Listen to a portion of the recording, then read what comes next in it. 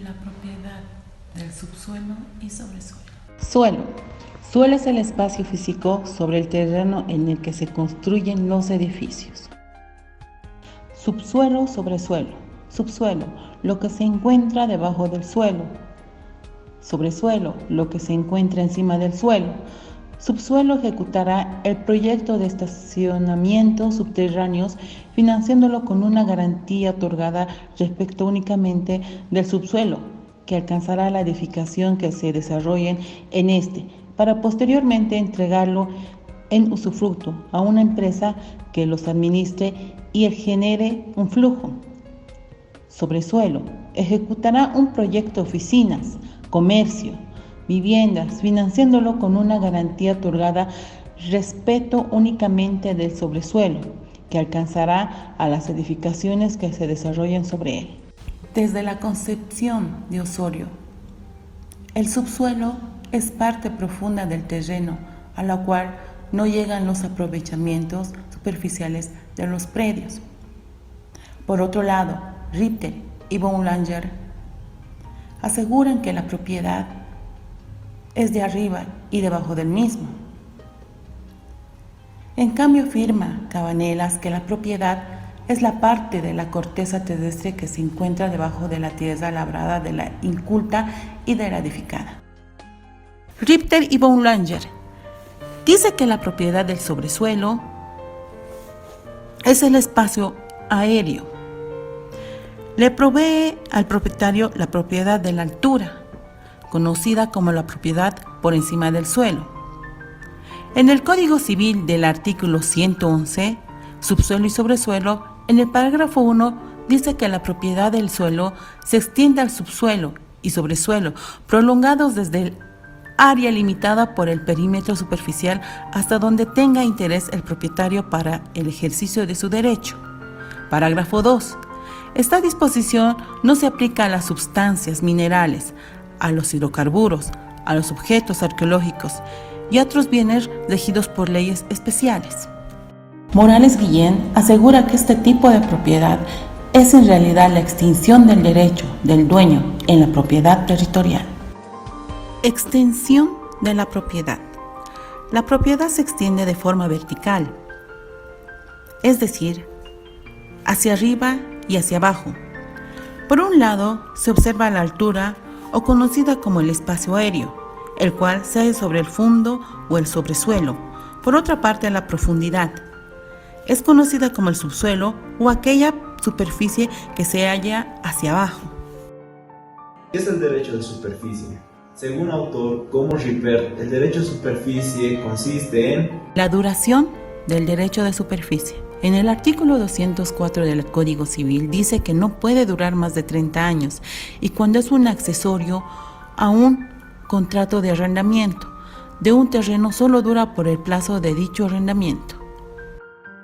El derecho de superficie, según Rippert, consiste en ser propietario de edificios o plantaciones en un terreno que pertenece a otro. También Cabanellas asume este derecho como el desdoblamiento y coexistencia del dominio en el sentido vertical, lo cual el derecho español también reconoce la existencia del derecho de superficie, mediante el cual el titular del suelo puede autorizar a un tercero el derecho para edificar o plantar. También el autor Morales Guillén manifiesta que la propiedad superficiaria es una forma de propiedad inmobiliaria, que este tipo de propiedad es un objeto, una cosa considerada solamente en cuanto emerge del suelo. Formas de constituir el derecho de superficie.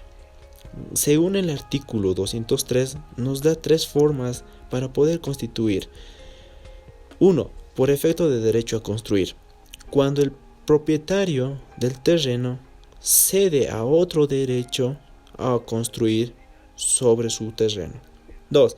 Por transferencia o legado de una propiedad ya hecha, lo cual constituye en una propiedad separada del suelo y del subsuelo, por contrato de accesorio al arrendamiento.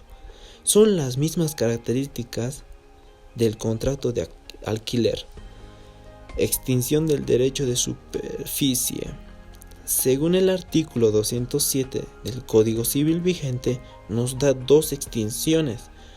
1. Modos ordinarios de extinción de la propiedad compatibles con la naturaleza del derecho de superficie, lo cual son efectos de contrato, como la compraventa, permuta, como cumplimiento del testamento, por desaparición de la cosa. 2. Por vencerse el término, caso el cual el propietario del suelo deviene propietario de la construcción pagando previamente el valor de ella, apareciendo al hacerse el pago, salvo pacto o disposición contraria. Derecho a construir. Es patrimonial el derecho a construir. Para entender, se refiere al arte de construir.